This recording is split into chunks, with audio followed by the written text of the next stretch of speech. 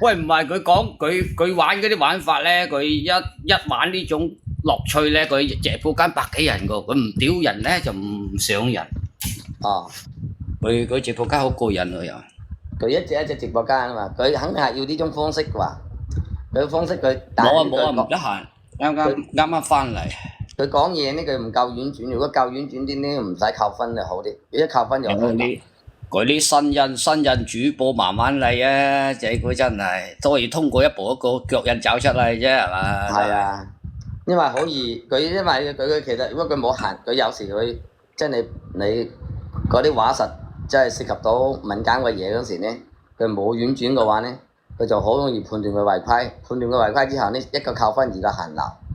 屌佢乜佢以前人哋特登打啲敏感字等佢讀嘅。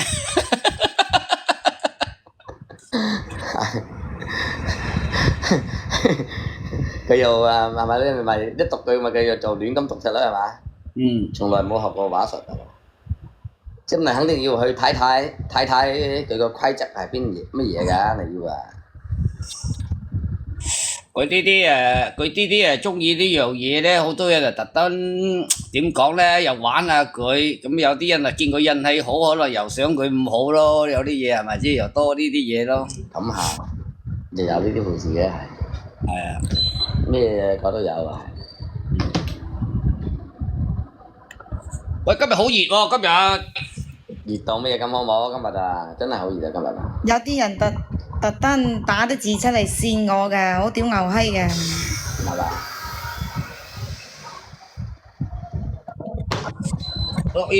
樂兒。點啊，紅哥？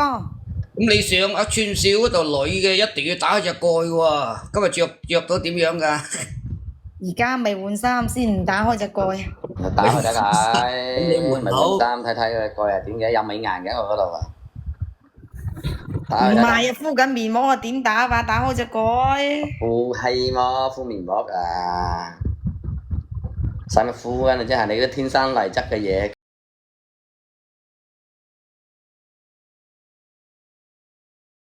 要燈光有燈光，要顏值有喺屋顏。企啊，屌牛！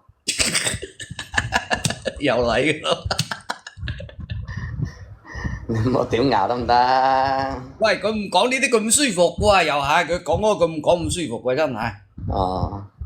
係啊，佢就佢個口頭禪咧就先上印喎，知唔知？哦。你明唔明啊？等於佛山個欣子咁精神咁，我個直播間係屌牛閪，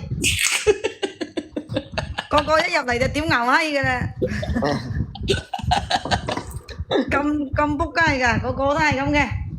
因為你習慣咗你嗰啲粉絲咁，人哋一講你會覺得個屌牛咁，咪就寫個我習慣啲粉絲又習慣得我，有啲即係話同我熟悉嘅，唔係粉絲亦都係朋友，一入嚟就屌牛閪，佢話屌牛閪，我話屌牛。樂兒啊，你下次咧人哋叫你唔屌咧，你就叫個小墨鏡，你話一個人邊個小墨鏡開始屌邊個？我冇㗎，我冇叫人哋咁樣上禮物嘅，我冇，我最多叫人哋上個燈牌咁嘅啫。唔係呢啲玩法幾好嘅，嗰啲玩法幾好嘅，又有啲存在感。第三係啊，啲人一入嚟都話屌牛閪嘅。又嚟。第三下啲嘅。唔係幾好。樂兒呢種玩法幾好玩嘅，真係唔係講假話。依家呢啲又可以咁咧，你耐不耐？咁你成日乜嘢咧？又冇啲啲人氣票啊，冇啲啲音浪咧，你直播間冇咁好啊嘛。係啊，真係啊。係咁㗎。佢仲會唔推流俾你添咧？係嘛，有時啲人冇啲。